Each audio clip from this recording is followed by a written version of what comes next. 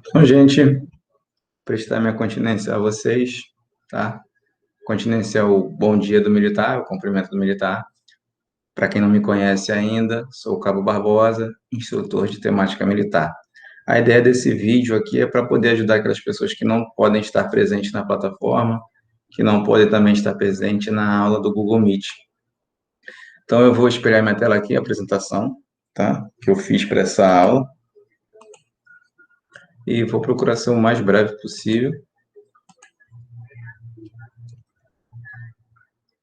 Então, a nossa aula hoje é o que é a Constituição da República Federativa do Brasil. Tá? A Constituição. A Constituição é a lei fundamental e suprema do país. Isso aqui já resume praticamente tudo, tá? A ideia dela é o quê? É garantir, né, direitos e deveres fundamentais a nós, cidadãos aqui do Brasil. E além desses direitos e deveres que ela garante, ela também, né, tem essa limitação de poder. O que significa isso? Tem alguns indivíduos, que são os nossos representantes, que a eles têm um poder maior que os outros. Então, a própria Constituição, ela limita esse poder deles, tá? Outro detalhe importante, nosso país, ele adota um tipo de democracia representativa, que significa, né, que o povo escolhe os representantes. Porém, né, o titular do poder, ou seja, o poder emana sempre do povo, e isso está escrito na nossa Constituição. Contudo, o exercício desse poder se dá pelos seus representantes. O que quer dizer isso aqui, né? O povo, ele não opina direto sobre todos os problemas, tudo que acontece no país. Ele escolhe algumas pessoas que vão representar, né? Vão representá-los, e elas sim que vão discutir e procurar soluções para esses problemas. A gente vai ver isso um pouco mais na frente, tá? Que eu vou falar aqui sobre democracia direta, que basicamente é isso aqui, é uma forma de organização social na qual todo e qualquer cidadão pode participar ativamente da tomada de decisões. Como é que funciona isso aqui, né? Coloquei um exemplo aqui. A primeira democracia da qual se tem relatos é a de Atenas, na Grécia Antiga, em que os cidadãos se reuniam em uma praça pública para discutir a política e tomar decisões acerca de problemas da cidade. Então, basicamente, o que é a democracia direta, né? É você, no seu vilarejo, na sua cidade, no seu município, né? Em vez de ter uma pessoa só que representa todas, que tomaria todas as decisões relativas àquele lugar, né? Ali acontece da seguinte forma: o povo, todos os moradores se reúnem, né? Uma reunião, como foi dito aí, e eles juntos, cada um opinando ali, tendo o poder de falar, dar a sua opinião, decide como irão resolver os problemas que acontecem ali naquela cidade. Então, basicamente é isso, tá? Aqui é como ela funciona, né, que eu acabei de falar, basicamente. A população, ela não delega, ou seja, ela não passa o poder dela, ela que vai tomar toda a decisão. Diferente, né, o que acontece aqui no nosso país, que a gente passa esse nosso poder, a gente delega o nosso poder para algumas pessoas, nos nossos representantes. Então, esse sistema de governo é para a população que decide diretamente no que é de interesse público.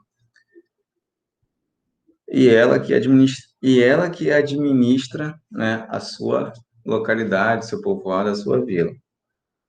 Basicamente, por que isso não é adotado aqui no nosso país, né, no nosso estado e município? Devido à quantidade de pessoas. Vamos imaginar, né, em Atenas, quantas pessoas deveriam ter na região? Deveria ser um número bem reduzido, né? Então, ali era possível você reunir as pessoas em um determinado local e todas elas poderem opinar, né? dar a opinião delas a respeito de um determinado problema, de uma determinada situação. Agora, imagina aqui no Rio de Janeiro, bilhões de pessoas, né? Imagina essas milhões de pessoas querendo opinar, querendo cada um dar a sua ideia a respeito de determinada situação. Será que isso ia ser, né, ia ser positivo, ia ter um bom retorno? Será que isso daria certo, né? Possivelmente não, né? Devido à grande quantidade de pessoas.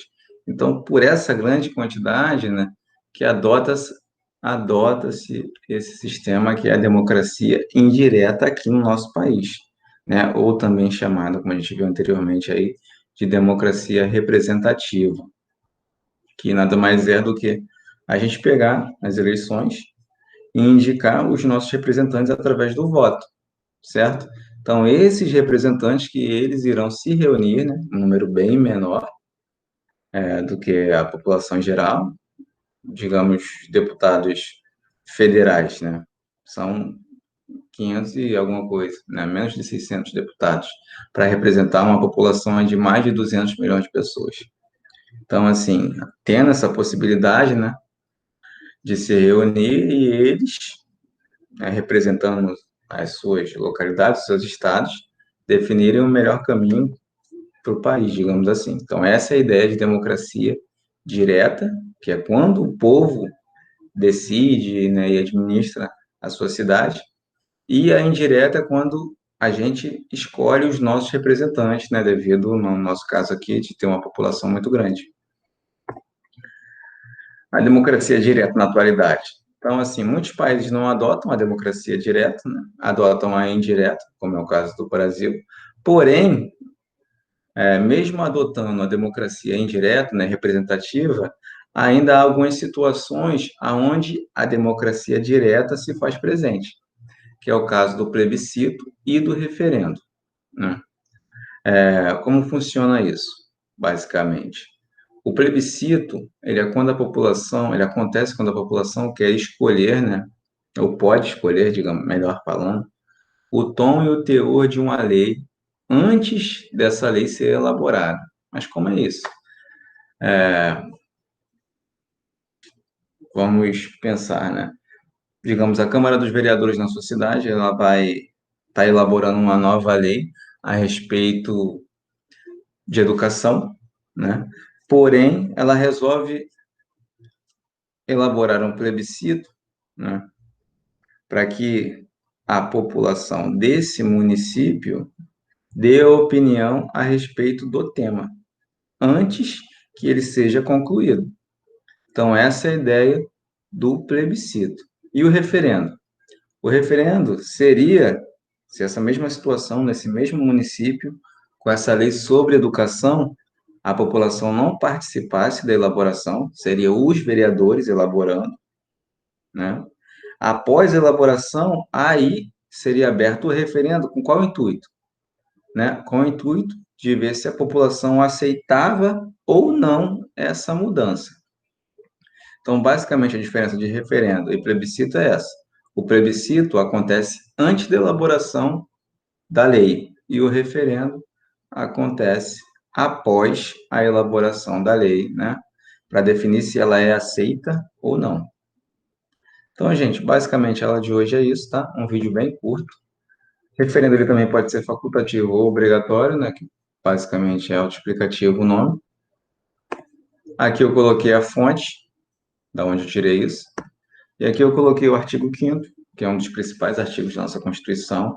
Para quem não sabe, a Constituição é disponível a todos. Basta você jogar no Google a Constituição Federal de 88, que é a atual, e lá você vai ter todos os artigos e incisos. Então essa aí é a nossa uma das principais, né, um dos principais artigos que fala que todos são iguais perante a lei, e todos, né, inclusive estrangeiros. Então, todos são iguais perante a lei, sem distinção de qualquer natureza, garantindo-se aos brasileiros e estrangeiros residentes no país a inviolabilidade dos direitos à vida, tá, um direito fundamental, à liberdade, à igualdade, à segurança e à propriedade, nos termos seguintes, que aí viriam vários incisos. porém eu só peguei o primeiro, que fala que homens e mulheres, tá, são iguais em direitos e obrigações nos termos da nossa Constituição Federal. Então é só isso por hoje, tá, gente? Além dessa apresentação desse PowerPoint, eu vou deixar também esse PDF aqui, que está falando um pouquinho mais também sobre referendo, bem resumidamente, inclusive com exemplo, e fala da nossa última aula, tá? Que foi a classificação da Constituição em outorgada e promulgada, e fala aqui o histórico, quais constituições foram promulgadas, quais foram outorgadas. Beleza, gente? Tá? Então, eu vou encerrando aqui, tá? Como eu falo nas minhas aulas, quem tiver precisando de alguma ajuda que eu possa colaborar, com dúvidas, pode me procurar, tá? Ou pela plataforma ou pelo WhatsApp. Eu vou ajudar na medida do possível, mas é isso. Então, obrigado aqui pela atenção de vocês. Me despeço aqui, então. Bons estudos para vocês e até a próxima.